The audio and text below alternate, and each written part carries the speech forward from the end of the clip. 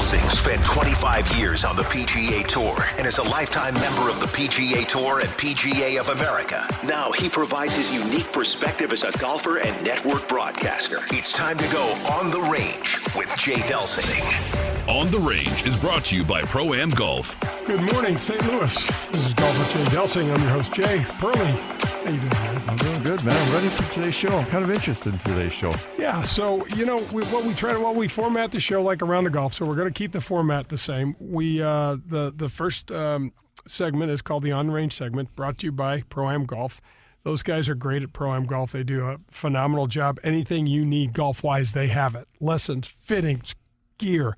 They've got the best selection of gear. Go check them out. Our social medias, Twitter at Jay Delsing, Facebook, Golf with Jay Delsing Golf. LinkedIn is Jay Delsing, and we don't tell you what our Instagram account is because we don't know it. And folks, if you need anything done on the exterior or the interior of your home, you got to call Bob and Kathy Donahue at Donahue Painting and Refinishing. Their number is 314-805-2132. They do great work. They have trained professionals that are safe, and they will make your home gorgeous. We have nothing formatted for this show. Oh, we kind of do. This is going to be like, like all the other shows. I was going to say, this is going to be like everything else we do. So we've got a couple of topics, and we're just going to start spinning. And folks, anytime you want to reach out to us, Jay at jaydelsinggolf.com, Jay at JAYDELSINGGOLF golf.com. Okay, so you got this segment. You're gonna say it in a minute what this segment is. Yeah. But it's kind of appropriate that it's the practice range. Yeah. So because these are things we talk about on the practice range that can really turn us upside down before we get to the golf course. Right. So you and I'll say me especially, I try to take a completely different take at golf. For the most part in my life, you know that I have. Oh, yeah. You take a little bit different take on most things. Thank you. Is that a compliment? Yes. Okay. It's also kind of getting hit in the head with a 2x4. It feels like a little bit. It's a soft compliment. A 2x4 with like a padded side. Yes. Yeah, so it's just a small dent. Okay. Where in the hell has all of this weird golf terminology come from? Somebody has got to help us. Yeah. Well, somebody's probably marketing it. Somebody's trying to point something out, but it gets so confusing. And it's classic. I mean, when I think of the times, and you see it right now, they were talking about this. What the heck was the event? It may have even been a ladies' event. Talking about on the practice range before a tournament, how the different players, some are being videoed. They're going to tee off in 20 minutes and they're being videoed. Others Can you imagine? No. Others are just trying to loosen up. So there's all kinds of ways to go about this. So what have you got with some of this terminology that can turn us upside down? Okay, so I started thinking about this and then did a little research, and it's like we have terminology like chicken winging. We have bailing out. We've got coming over the top, covering the ball, getting laid off. Job situation. Getting ahead of it. Relationship situation. Forward pressing.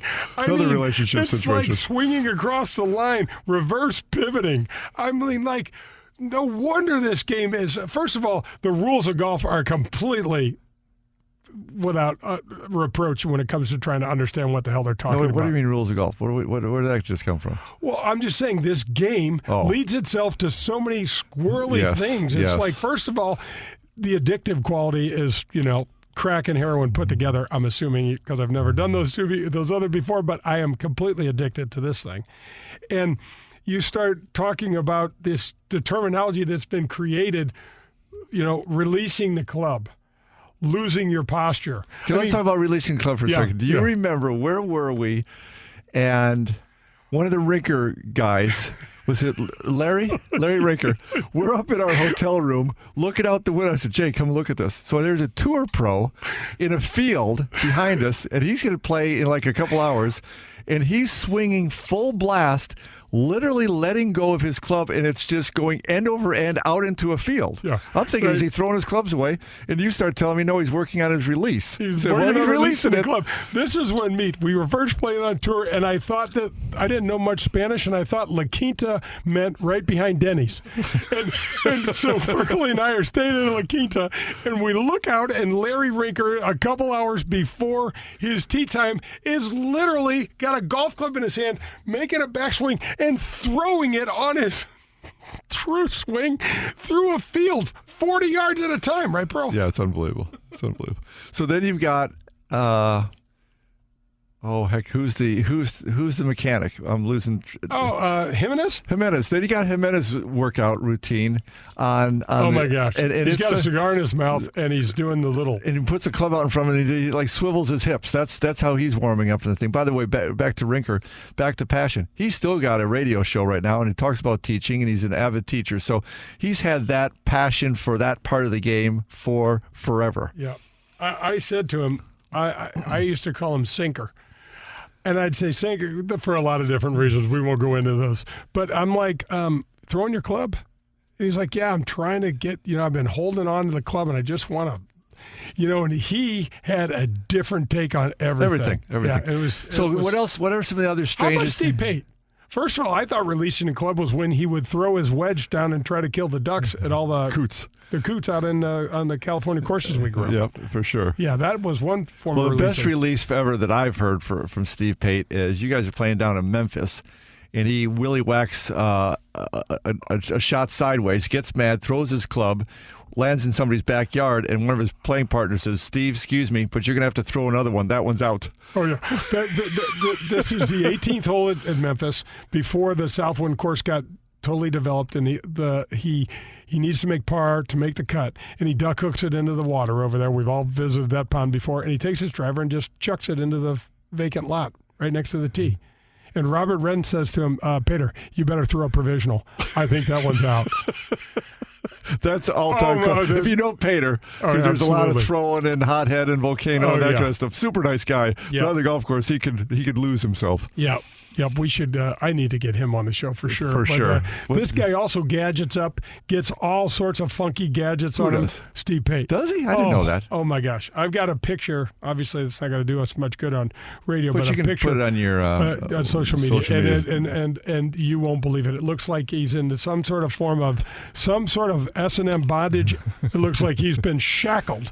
He's got some sort of rubber bands coming, But so getting back to some of this terminology, how does this stuff get created? How about laying the club off? On your backswing. So that's this terminology where if the club kind of gets in this funky position, you're calling it laying it off. And the funny thing is, I'll walk up and down the range, John, and I'll listen to the players, and they're using it, and I know they have no idea what it means. Yeah. Yeah. Well, it's interesting, too, because now you see some of the better golfers. And we had De Leon here, and obviously he's past his regular prime and that kind of stuff. And you have Bubba Watson, but even Dustin Johnson, who's hotter than heck. And there's Koepka on his face rotation or lack of face rotation. All the things that we were taught all those years, you can't do this, you better do this. I can remember when you had, 3 of the top instructors in the world telling you that your wrist was too bowed, won't work at the top. Dustin Johnson's doing okay with that bowed wrist. David Duval did okay with that bowed wrist. Every single player out. I mean, I'd say 80% of the players play with it's just interesting how then they give them fancy names and stuff, I think, to further confuse people. But at the end of the day, and we're going to, when I think of those names, Daly and Bubba and Dustin, I like the guys that just go out there, and I don't think they have any of those thoughts. I don't think they know any of these terms. If anybody brought any of these terms up to them, they'd probably whack them over the head with them and say, just leave me alone. I have a ball and I have a bat, if you will, here, a club, and I'm just going to make it do whatever it needs to do. Okay, one of the greatest baseball players I used to love watch was Ken Griffey Jr. They called him the Kid, and they talked about hitting. And he said, I look at the ball and I try to hit it. And they said, I know, well, what are you going, so tell us the difference between a fastball that's coming in at 100 and a curveball that's coming in at 82. And he goes, I wait a little more on the curveball. Yeah. Because it's not getting there as fast. Keep it simple, baby. Keep it simple. Man, that is, if my dad were still alive, I mean, that's what he would just say, bat, ball. Hit this ball somewhere and hit it hard. Because when you're coming down the stretch, you're in the hunt, and that could be to make the cut, Jay. That could be to have your best finish. That could be to win a tournament. What are you thinking about at that point? Oh, man. If you're thinking of anything other than where you want this thing to go and your routine.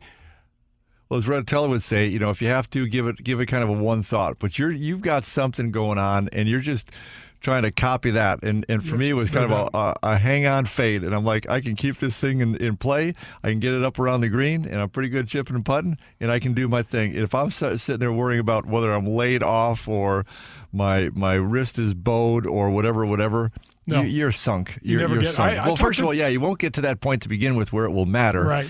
And so it's not going to help you. I asked Tiger, when you're at go time, what is it? What's going on inside? He goes, hitting to a picture.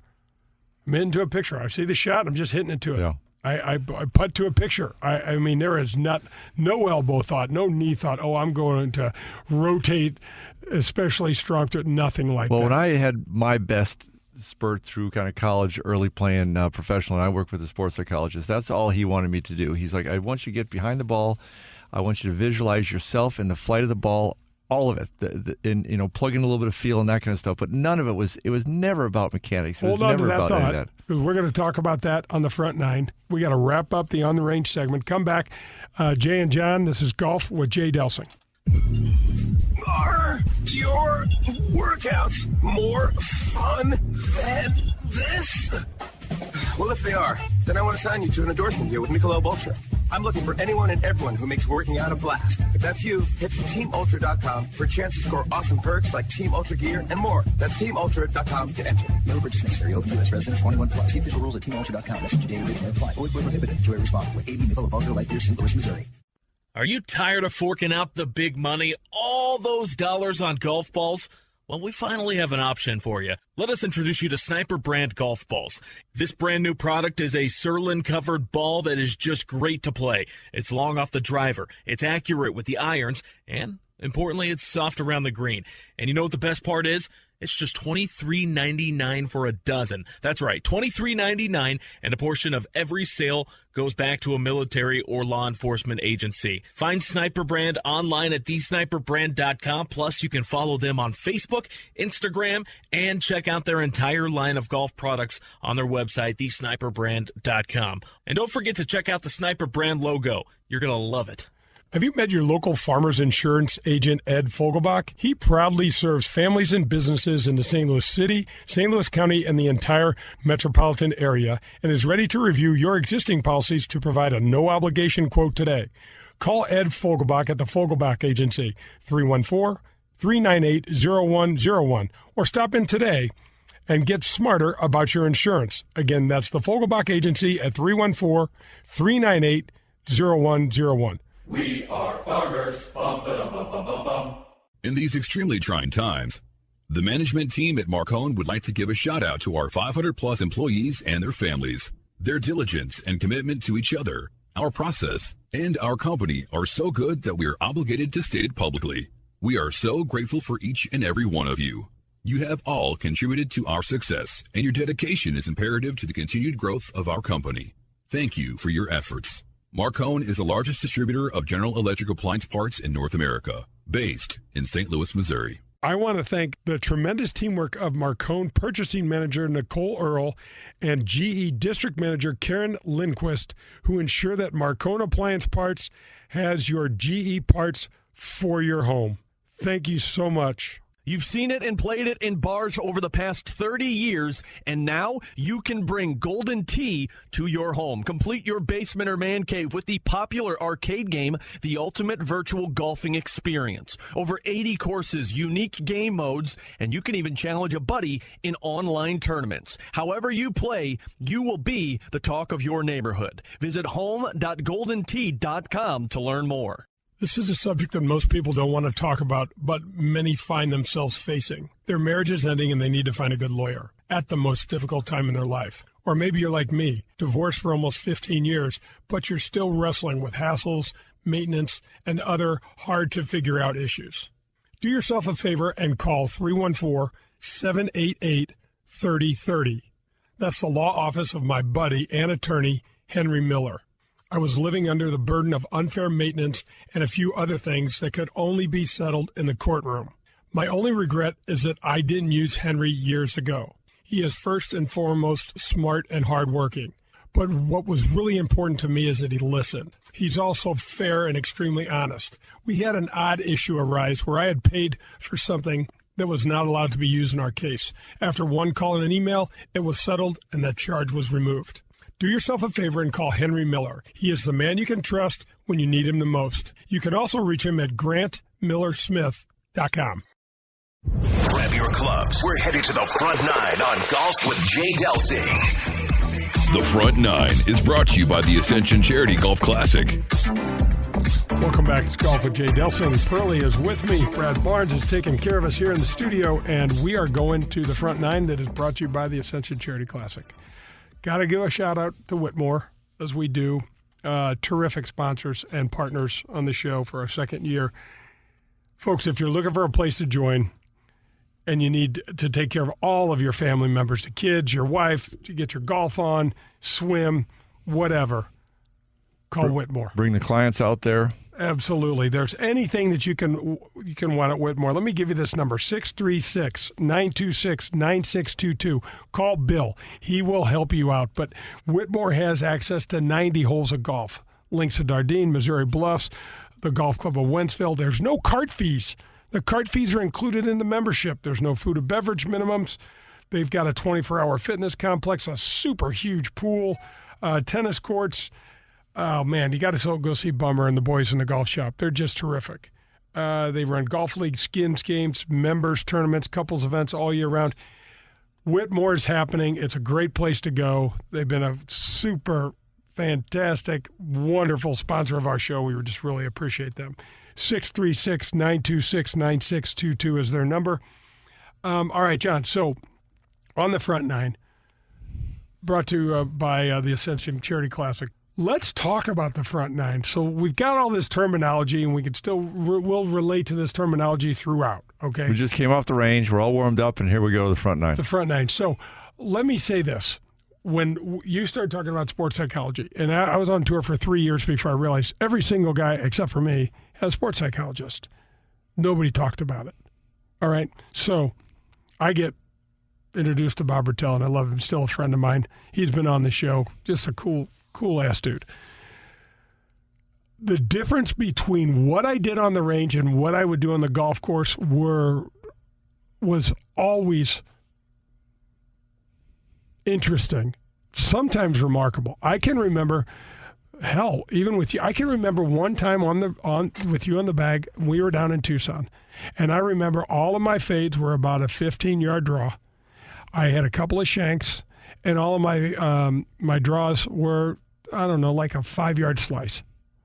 And I get on the golf course. So you're ready. And I'm ready. I get on the golf course, and I stand there, and literally, you know how the first tee is there. It's a 3-wood shot. There's a lake, sizable lake to the right, and OB left, but it's not necessarily narrow. But when you start fouling off balls like I was, and I can remember, it's hard to keep your attention and your focus on what you want to do. And I can remember Rotella telling me, don't ever let your warm-up bring you down. Don't ever let your warm-up just look at it as I'm loosening up my muscles. I'm just trying to get ready to play. And I remember piping a 3-wood down the middle of the fairway, stuffing a 9-iron in there. I think we were playing with Raymond Floyd and Steve Pate. It was a Sunday round, and I think I had a nice tournament. But as a younger player, some of those practice sessions freaked me out when I was bad. Yeah, that's a hard thing to ask, to not bring your practice session to the first hole. But also, you don't want to bring a good one necessarily to the first hole and kind of lose track of what you're doing, because there's a difference between, as you will point out all the time to me, hitting balls on the range, which I'm pretty savvy at, and then you get on the golf course, you have to try, just that little bit of tension, of expectation, of aiming, of trying to make something happen. How about only one ball? Yeah. You got one shot. You jack something up on the range, you just pull another ball from the bucket. Yeah. Totally different thing. The pressure and the visuals. The other thing is, and I try to tell people this, I have benefited so much from practicing on the golf course and not on the range. Meaning, go out and have a day where you're not necessarily so wrapped up in the score, but you're looking at hitting different shots. You know, for me, like I would pick my spots. I love going out to the golf course later in the evening. The golf course is almost deserted, and you can go on a par 4 and hit 3 or 4 drives. You know, you can't do that in the middle of a Saturday, morning or afternoon, but you pick your spots and you can go out there and you get the visuals. You also can do that. It's a great way to work on your short game because it's so difficult. It's so difficult to recapture the settings of your pitching and chipping on the course compared to your short game area. I think universally. There's very few places, John, that have great short game areas that mimic what's demanded of you on the course. That's what we used to do later years when we were thinking a little bit straighter, is just kind of go out there and then just bring 2 wedges and a putter and go walk 9 holes and just drop down a couple for you to hit, that kind of stuff. That's huge. Well, Jay, why don't you relay the hardest first tee shot you've ever had? Nervous, tough, conditions, whatever it may have been. And then let's just talk a little bit, because I think anybody and everybody that's listening to this can relate to being uncomfortable on the first tee. If you're kind of a beginner and you're in some corporate outing or you're playing with your boss or you're playing with a friend, whatever the case is, and Meat's talked about this before, it's nerve-wracking when you don't play much golf and now you're going to try on the first tee. But tell us what the toughest first tee shot you've ever had in your life. Well, first of all, the toughest first tee shot I ever hit in my life was the first tee shot I hit on the PGA Tour, the 10th tee at Cypress Point, which is the friendliest, easiest. They announced me, and the next thing you know, I was swinging. All time just stood still and also raced, completely out of control. And what happens when things start going haywire in golf is everything speeds up. Everything speeds up, and you're like, I got to hurry up and hit. I got to swing fast. You wind up white-knuckling the club. How'd you hit it? Oh, terrible. If it wasn't an elevated tee shot, Pearl, I probably would have topped it. Not exactly, but, we were playing. This was 1985. We were playing with, lousy equipment. Sure. And a balata ball, and they hit it right off the bottom of that, driver that had no sweet spot. So it was a driver that you hit? Hit a driver, okay. Yep. But that was just because of the newness of it. When you start talking about difficult tee shots, the first hole at Riviera comes to mind. It's terribly awkward. So shot. high, you're way up. So folks, for me, elevated tee shots in general. Hate them. It's so hard to get that ball started, but on your line. But Riviera, we can set this up for you. You're up on a bluff, probably 120 feet above the fairway. That fair? Yeah, it's high. Maybe not it's that high. Not that far, but it's high. Yeah, and OB left. So you look left, and the ball's gone. Well, the tee faces you down the right tree line, which is X. Right. And so you kind of inch over there, try to hit a hook, and then you pull a hook and it's out of bounds. Yep. And I can remember on the first tee, remember those guys out? They'd be out there about 250 and had a great big target sign right on the OB. Yeah. It was like, it's already hard, dude. Now you're messing with these guys. Yeah, right. So that was about as difficult as I can remember. John, any of the I can remember some of the majors that I played in. I remember playing the PGA Championship at Inverness, and just some of those, the demanding. I was never that straight off the tee, and so I always was like, your expectations weren't that high. I know, so I'm going to be in the rough, so just go ahead and whack it. But I will say, what's the worst shot you ever hit off the first tee of a tournament? Oh, my gosh. Oh, I can tell you. I know this. So I figured you would. That's why I asked you. We're in Stockton, California. He's plugged in today. Stockton, California, and I was tour events. No, I was a junior in college, and I was having Sunnydale. Best Sunnyside. No, Sunnyside was in Fresno. Oh. Stockton. We were playing Stockton Country Club. Okay, gotcha. The first hole was drivable for me. It was like 330 or something like that. But I cold cock it. Yeah. I'm thinking, and John, I have. No, that's the first tee shot in the event, and I'm thinking, I'm going to smash this thing, and it's got worst case scenario. There's a couple bunkers on the right. Pearl, I hit 7 inches behind it, and my ball literally went 30 yards. It literally went 30 yards. I looked around, and there were people. I was an All-American. I had won. Sure you were. You know what? I won the tournament. Yeah, exactly. Expectations. Self-gratifying story. No. Expectations went away. All of a sudden, you went from nervous to or somewhere else to go play, baby. I can tell you this. I hit a 3-wood into that green and made a par and felt like I made 2 birdies after topping my shot. And Pearl, the biggest tournament I won in college, my first tee shot went out of bounds with a 1-iron. Remember how often I used to hit that 1-iron? I duck-hooked it. The safety play and whip it out of bounds. Safety first. Take your 1-iron out, hit it down the right. It goes 50 yards left. You get to do that again, sir. You can try it again. You know what? That's going to wrap up the front 9 segment. That was fun. Yep. You guys come back. We're going to the back 9, and we'll tell some stories about the back 9, and this is going to get good. So this is Golf with Jay Delsing. Are your workouts more fun than this? Well, if they are, then I want to sign you to an endorsement deal with Michelob Ultra. I'm looking for anyone and everyone who makes working out a blast. If that's you, hit teamultra.com for a chance to score awesome perks like Team Ultra gear and more. That's teamultra.com to enter. No purchase necessary. Open U.S. residents 21 plus. See official rules at teamultra.com. Message and data rates may apply. Always prohibited. Enjoy responsibly. AB Michelob Ultra Light Beer, St. Louis, Missouri. Are you in the market for some new clubs, maybe a bag, and the latest style of sweet new shoes? Is this a year you decide to stop listening to your buddy's advice and get some real golf instruction? If any of these appeal to you, then go to Pro-Am Golf today. Pro-Am Golf has all the latest gear from all the major manufacturers. Call Steve today at 314-781-7775 and schedule a lesson with Tom DeGrand. Tom is the best. He's been in the game for over 50 years, so you take that knowledge along with their state-of-the-art equipment, and boom, your game will get a whole lot better. Visit them at ProAmGolfUSA.com. USA Mortgage is doing it again. Joe Sheezer and his staff have lowered rates again this month, and they will waive closing costs if you want to refinance to get cash out, lower your rate, shorten your term, or eliminate that costly, unnecessary mortgage insurance. If you are purchasing a property, they can issue a pre-approval letter within minutes. They are the largest mortgage company in the state of Missouri, and their volume allows them to quote the lowest rates. Don't waste your time with the national online brokers. USA Mortgage is employee-owned and operated right here in St. Louis. Joe Sheezer has closed over $500 million in loans in nearly 30 years in the business and over $2 million alone to Delsing's. Okay, so you and your family are looking to join a country club. Well, I need to recommend to you Whitmore Country Club. They've got 90 holes of golf in the membership out there. You have access to the Missouri Bluffs, the Links of Dardenne, the Golf Club of Wentzville, and all the cart fees are already included in your membership. There's no food or beverage minimums and no assessments. My friend Bummer in the golf shop is a phenomenal guy. You've got to go out and check him out. He and the staff out there run golf leagues, skins games, members tournaments, couples events, available all year round. There's a kids club in the main clubhouse, and they have a huge fitness center.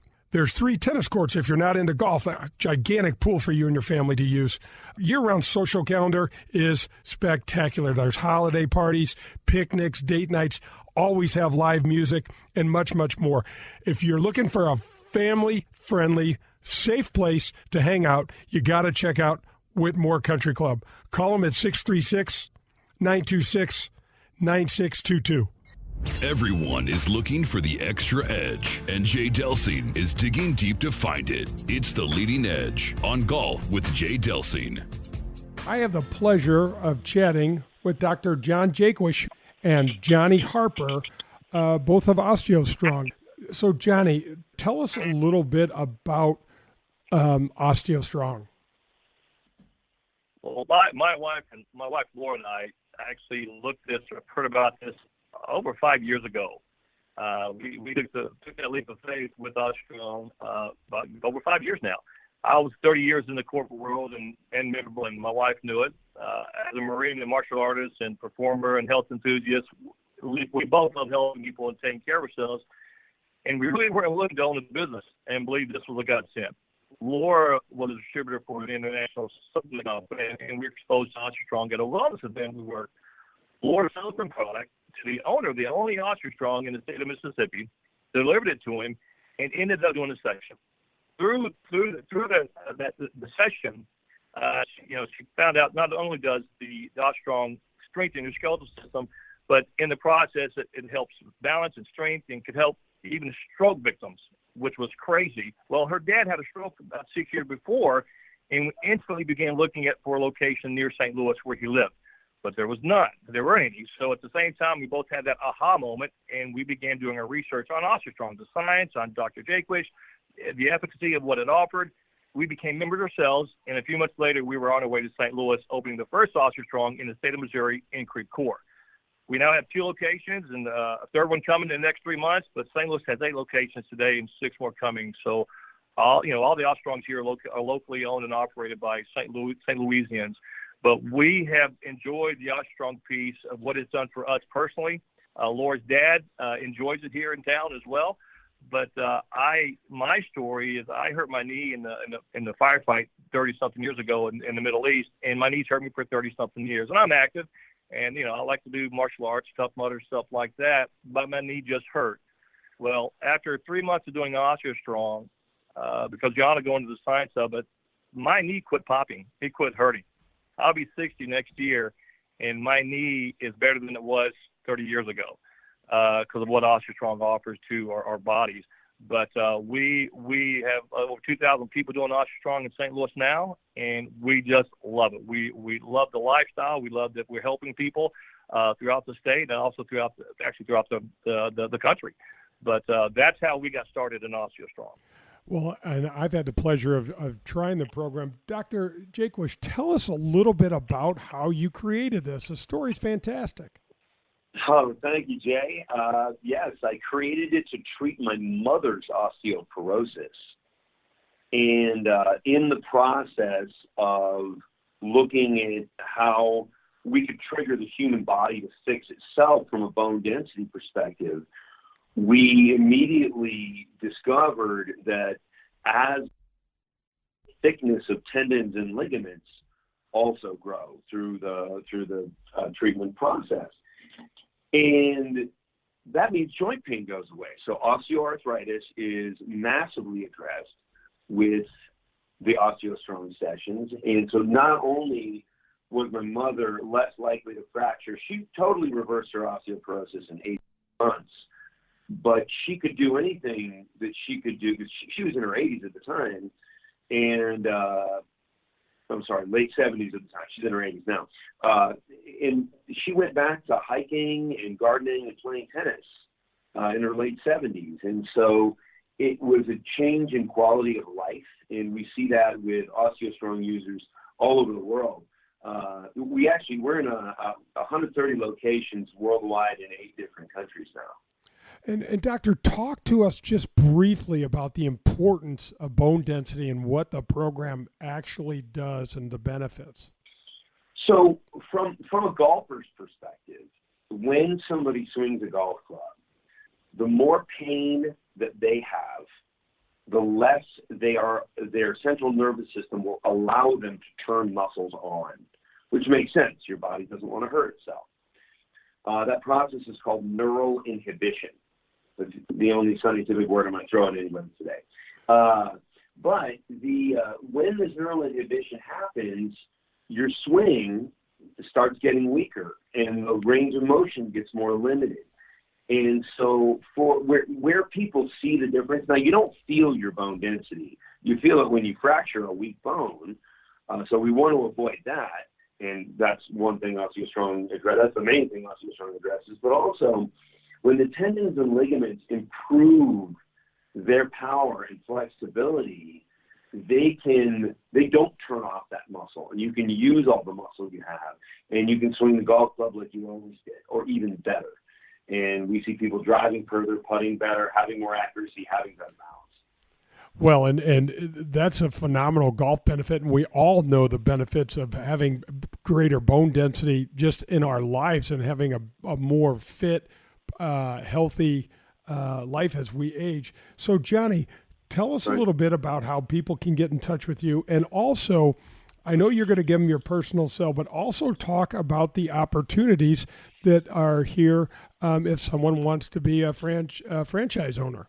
My wife and I are developers for the state of Missouri. So we've sold 16 franchises in St. Louis, actually. one in Columbia, and I'm talking to people throughout the state. So if you have an interest in opening or running a wellness center that literally has no competition and is doing some really wonderful things for people, just give me a call. I'm happy to help. But yeah, so 505-977-8768. Okay, guys, that is Johnny Harper with OsteoStrong here locally, and Dr. John Jaquish, who invented this system that's not only going to help your golf game, but it's going to improve your life. Remember, Johnny's number is 505-977-8768, or reach out to them at www.osteostrong.me. Guys, thanks for joining me. We're halfway there. It's time for the Back Nine on Golf with Jay Delsing. The Back Nine is brought to you by Vogelbach Agency with Farmers Insurance. Welcome back. It's Golf with Jay Delsing. I'm Jay. John's sitting next to me. Brad Barnes is in the studio taking care of us. And we're going to the Back Nine. I want to thank Kathy and Bob Donahue for supporting the show. If you need anything with your house done, refinishing, painting, give Kathy and Bob a shout. They are, besides being high-quality people, they do fantastic work. And they support the show. All right, we're off on the Back Nine. So we've got this kind of free form show, yep. And we're kind of flowing here. So we talk a little bit about the front nine. One of the things when I was a kid, John, I want to just touch on the front nine briefly. I felt like it was so important as I got older to plug into the rhythm of the round. And the front nine is where it's at. Where it was so nice to hit a couple of good shots early and not do a super scrambly thing. But sometimes those super scrambly things and making pars and pulling some shots off early can set the tone as well. But I can tell you one time I was starting at the Players Championship, and the 13th hole on a Friday, I started on the back nine. I made quadruple bogey on number 13. Still made the cut, fought back, but there's a lot of things that get thrown at you. But it's okay. It's okay if we're nervous early. It's okay if we're just scary nervous early. And you watch some of the best players; they're super scary, nervy, and that kind of stuff. Get something to just hopefully move it down the fairway further than that 30-yard fat shot that you hit down there, and we could all relate to a couple of those. And you still had a great round. So it's nice to get off to a nice start. But it's not mandatory. No, it's not. So now we go to the back nine, and we start talking about some of the finishes that we've had. How about, let's talk about, so you won tournaments in college. What sort of memories do you have of the back nine there? So there's no question you're feeling it. You have this internal clock that somehow can tell you you're near the lead or in the lead. Well, I can remember one of the better ones I ever won. I didn't win very many, but one of the better ones, and you came out there, and I guess we were allowed to talk and do certain things, and if not, we talked anyway, whatever we were doing. But I was in such a go mode, and I was a fair amount under par. I was winning by a couple or several shots, and I'm just going for it. I'm going to cut this corner, cut that. You kind of look at me like, dude, you got this thing in the bag. Yep. Just keep it in play. Yep. But I was on such a go mode that I remember I just swung away like a madman. I hit a little tiny bit to the right. I had this flyer neck shot and just really whipped that thing up there. I should have hit a 7-iron, pull out my 3-wood, and try to kill it on the green. I loved it. I didn't want you to back off. I just wanted you to know where you were so you could make those decisions. Yeah, so it's nice to get on the roll, like you said, and get a little bit of that rhythm to the round and a little bit of the momentum.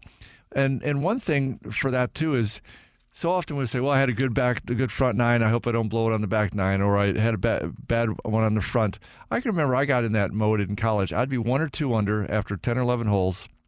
And then for the longest time, I could not bring it in on any of the golf courses, but certainly the tougher ones. And it was obviously mental. It was just too tough much that thinking. way. It's too much evaluating. I got away from It's playing. Exactly. You exactly. forget about the moment, and that's not the moment. Right. Man, I can remember a couple of finishes I had that were spectacular. I remember playing with Curtis Strange up at the Bank of Boston tournament, and I finished with 6 threes on the back nine. And the last hole was a par 5. Curtis was kind of a hard ass. And was he happy for you? No. No. He wasn't, really? But I did wing this 3-iron from about 250 yards around a tree up there to about 8 inches, tap in eagle. And was he happy for you then? Good shot. Yeah. And that was the 6th 3 of the day. And it felt really good. Absolutely. Whip his butt a little bit. So coming down the stretch, what's the most nervous you've ever been coming down the stretch? Probably when something positive happened, I'll say when I won the tournament in Omaha, when I won the Omaha Classic, I had been playing great, and I kind of stalled a little bit on the back nine. I think I only made 2 bogeys for the week, and they were both on that back nine. I still hit good shots, but the bogeys kind of came, and I was either tied or one up going to 17, which is a par 5. I knock it right in front of the green, hit a nice little pitch to 3 feet and missed a 3-footer. And I hadn't missed a 3-footer all week. And get to 18 and just went right back into what I was doing. Same field, bombed a tee shot down the middle of the fairway and hit a wedge. I'll never forget, I had 142 yards, which is not a wedge, and I hit a wedge to about 8 or 9 feet. And remember my caddy, Hawk, handing me my putter, and I was like so nervous. My hands were shaking. And it's so interesting, John. So I had 140 some odd yards to walk up to the green. When I stepped foot on the green, all the nervousness left. Because I had this sense like I was playing with Chip Beck and playing with, I think, one other, maybe it's just Chip Beck and I, maybe two, sometimes I can't remember. But all of a sudden it dawned on me, I get the last shot of this tournament. And if I look at the leaderboard, if I make the putt, I win. And I've wanted that my whole life. I've worked my butt off for that moment. And I still don't know how the putt went in, though, because by the time I was doing my routine and everything, I didn't feel much. I went through it all. I ripped this putt, and somehow it dove in the left side, and I was like, thank God that's over, But I've also had those moments, though, John, where it has gotten away from me. And, oh, what a helpless feeling. Yeah. I mean, you want to talk about feeling like you're on an island, where I can remember events where it's not that I didn't play well, it's just I didn't have my mental game. I wasn't making the commitments that I should have, or that's not even that. I was just off. You can get lost out there, and that's one of the signs, though, of great players, in my opinion, is when they've lost their game, they've kind of lost their way, they've lost the feel to still play.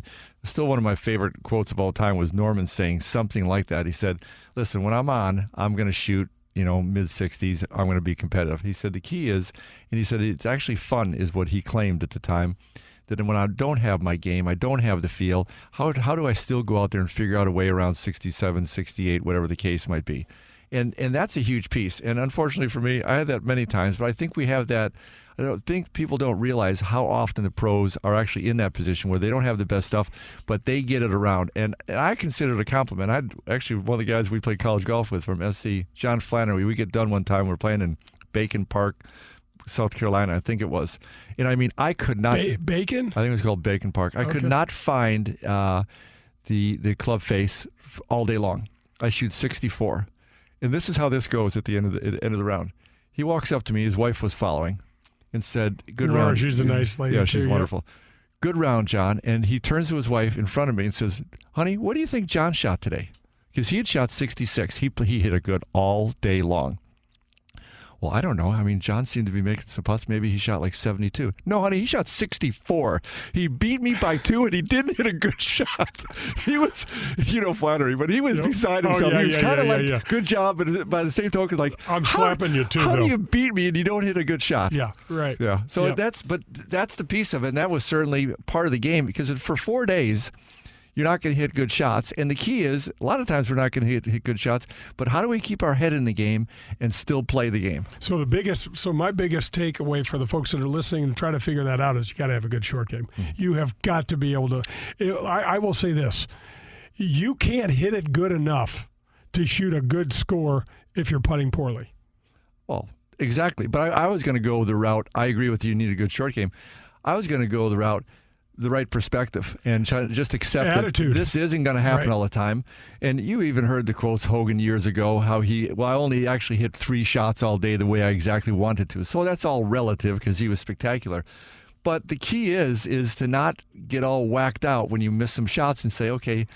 And I can remember a couple of the college guys we used to play with, some days all I have is a slice fade. Well, then play it. Then figure out how you're going to play that dang thing. And I don't want to do that forever, but that's where it is. But if all you can do is slice it, you're going to get out there and try to hit a couple draws, it's going to be a bad day. Well, the other thing is the determination and your attitude to get out there and go, look, I'm going to look at this as a challenge, and I'm going to see if I can try to figure this out. Because I don't know how I'm going. It's not working out the way I see it, but I've got to figure it out. Well, in the Nance interview of when he was talking about Tiger, he said that last day at Bellerive in 2018, he hits 3 greens and shoots 3 or 4 under on the front side. He had no fairways not greens, on the front fairways. I was going to say, miss all of his fairways and shoots 3 or 4 under. Yeah, that doesn't happen. That doesn't happen. That does not happen. Yeah. That is a man who doesn't give up on anything. Ever. And when his ability to stay in there on stuff like that is... And that's the key. And the beauty of it, if you can do that, and then you do start hitting a couple good shots, now you're in a really good place. Because you're like, okay, I actually got something, and my head's in the right place. This is going to be good. There's nowhere that I'm going to hit this thing that I'm not going to be able to handle. Exactly. You feel that sometimes. Yep. And that loosens everything up. Well, that's going to do it for the back 9. Man, this has been fun. This is Golf with Jay Delsing. Come back for the Ultra 19th hole, and we're going to talk about a few stories from the 19th hole. Whoa. It's Golf with Jay Delsing. Extraordinary effort deserves recognition. The management team at Marcone would like to say thank you to our over 500 employees and their families. Your dedication and commitment to our success has been so steadfast that we are experiencing another incredible year at a time when many businesses are struggling. Your performance has exceeded expectations. Every idea shared and every opportunity seized by you has led us to new heights. So, thank you. Marcone is based in St. Louis, Missouri, and is the largest distributor of General Electric appliance parts in North America. I want to thank Southeast General Manager Terry Jones and Dan Marino with Miami-based Flamingo Appliance Services for ensuring great service for Whirlpool products throughout Southern Florida. Thank you, everyone. You've seen it and played it in bars over the past 30 years, and now you can bring Golden Tee to your home. Complete your basement or man cave with the popular arcade game, the ultimate virtual golfing experience. Over 80 courses, unique game modes, and you can even challenge a buddy in online tournaments. However you play, you will be the talk of your neighborhood. Visit home.goldentee.com to learn more. When things come out of left field, having a game plan makes all the difference. Luckily, Farmers Insurance has been helping people cover their bases for more than 90 years, and they can help you too. Talk to Farmers Agent Ed Fogelbach today to see if you have the coverage you want for whatever curveballs may come your way. Call 314-398-0101. That's Ed Fogelbach at 314-398-0101. We are farmers. Bum, ba-dum, bum, bum, bum, bum. USA Mortgage is doing it again. Joe Sheezer and his staff have lowered rates again this month, and they will waive closing costs if you want to refinance to get cash out, lower your rate, shorten your term, or eliminate that costly, unnecessary mortgage insurance. If you are purchasing a property, they can issue a pre-approval letter within minutes. They are the largest mortgage company in the state of Missouri, and their volume allows them to quote the lowest rates. Don't waste your time with the national online brokers. USA Mortgage is employee-owned and operated right here in St. Louis. Joe Sheezer has closed over $500 million in loans in nearly 30 years in the business and over $2 million alone to Delsing's. For the last 48 years, Pro-Am Golf has been providing outstanding customer service to the greater St. Louis area for all of our golf needs. From top-of-the-line equipment to full-service club repair, lessons, and instructions. They now have their own retail outlet as well as state-of-the-art computers, cameras, and things to customize all of your personal club fitting needs. Pro-Am Golf carries all the major brands. They also have the latest fashion trends from Puma Golf. Whatever your needs, Pro-Am Golf will meet them and have the best customer service in the industry. Call us at 314-781-7775 or find us at proamgolfusa.com. Grab your friends, a cold one, and pull up a chair. We're on to the 19th hole on golf with Jay Delsing. The 19th hole is brought to you by Michelob Ultra. Welcome back. It's Golf with Jay Delsing. Perles with me, and we are going to the Ultra 19th hole. Man, so we've got this kind of free-flowing show today. It's been really fun to talk about. We just to recap, we did the On the Range segment and talked a little bit about practice tee and terminology. Then we went to the front nine and talked about rhythm of the round and first tee jitters. Tough tee shots, asking Ian Baker Finch at the first tee shot at the 95 British Open. Worst tee shot. The mind is a powerful thing. Worst tee shot a pro's ever hit. It's got to be. Plus, he was not just a pro. No, he was fifth in the world. He was spectacular. Yeah, he was great. Yeah, British Open champ. And then the back nine was fun too. We talked about how to bring it home, how we have or have not brought it home at certain events. And now we're going to the 19th hole. One of the things, we've talked about this on other shows before, one of the things that we started as a tradition when you used to caddy for me up at Milwaukee is, what was that place called, like the Fox Den or something like that, some squirrely name. But after every round, we go up there and have was it a PBR? Yep, PBR. You bet. I'm sorry to mention PBR on Ultra 19th hole. Well, they weren't a sponsor then. And we couldn't get. I don't think we could get an Ultra in that joint. Might not have. No way. No. Anyway, that may have been pre-Ultra. When did the Ultra come out? That's true. That's pre-Ultra. You're off the hook. That was pre-Ultra. They didn't have them to buy them. Yikes. Anyway, so. Those are some fun times because that decompression was huge for me, because sometimes I'd walk off the course, I'd not only be pissed at me, I'd be pissed at you, I'd be pissed at everybody. You were good at that once in a while. Try to get it back together. Yeah, it's. I think the decompression's huge. I think that was also some of the best times. I mean, we reflect back on it now, and then give you some time to decompress, and then talk about what went wrong or what went right. What was key there, because it's easy emotionally to say, "Oh, I missed that tee shot," or "I missed that 5-iron," and almost all the time when we get our heads straight, we kind of come back and say, "Listen, 1 or 2 putts, a little better chip, a little better decision."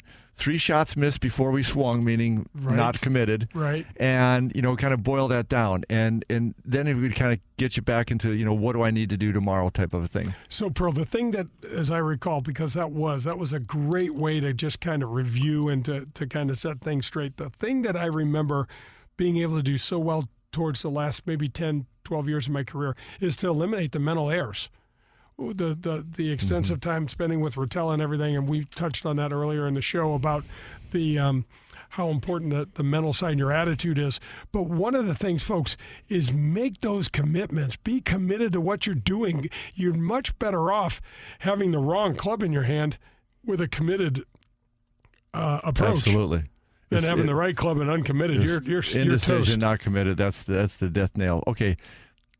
Back to our theme here. So what's the coolest 19th hole you've ever been in? Oh man, Whisper Rock is right up there. Is it? Whisper Rock's right up there. The Castle Pines in outside of Denver, Castle Rock, where Jack Nicklaus just built this beautiful golf course that's impossible to walk up in the mountains up in Denver.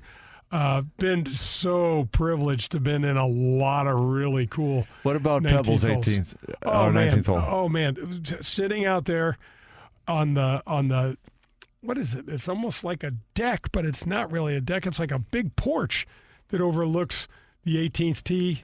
I mean the 18th green, and that's tough. That's tough for me to beat that one. Yeah, we've had some great. Desert Mountain was one of my favorites. I told my wife, I said we can't be members here because we would never see each other again. Right. I would just want to go get lost up there. That place was absolutely spectacular. I agree, and I've done a lot of entertaining at Desert Mountain. Those views and vistas on the backside of that clubhouse where you're sitting having a cocktail talking about your round is one of my favorites. But that Whisper Rock does it right. I haven't been up there, but I've just heard spectacular things about it. Is that because you're going to have the milkshake when you get done? Is that why? Aren't they kind of famous for their milkshakes? They have milkshakes and stuff like that. I've never had a milkshake on a 19th hole, ever. I'm always going for a little dicier, stronger stuff. But here's the story.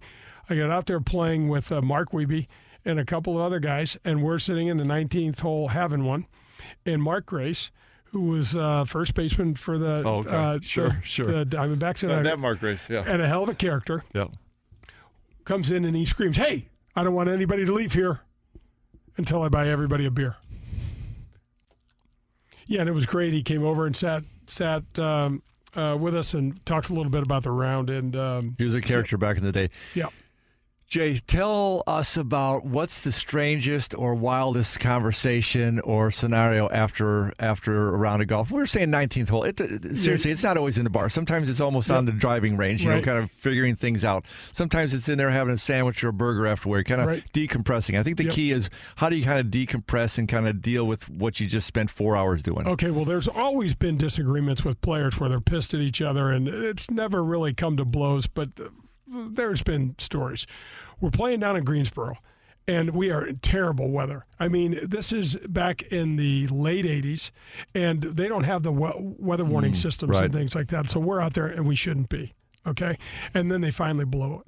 They finally blow the horn, and I think I had, I don't know, 1 or 2 holes, so my round, 1 or 2 holes left to play. My round was virtually over, and I walk in, and I hear Fuzzy Zeller absolutely ripping into somebody, and I turn the corner, and he's talking to Slugger White. Slugger's a dear friend, and Slugger and Fuzzy are friends, okay? But this is what happens to competitive people at the heat of the moment.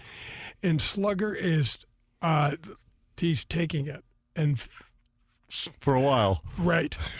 Fuzzy is a lighthearted guy, and I've never seen him that animated before. And he says, and Slugger says, all right, Fuzz, I've heard what you had to say.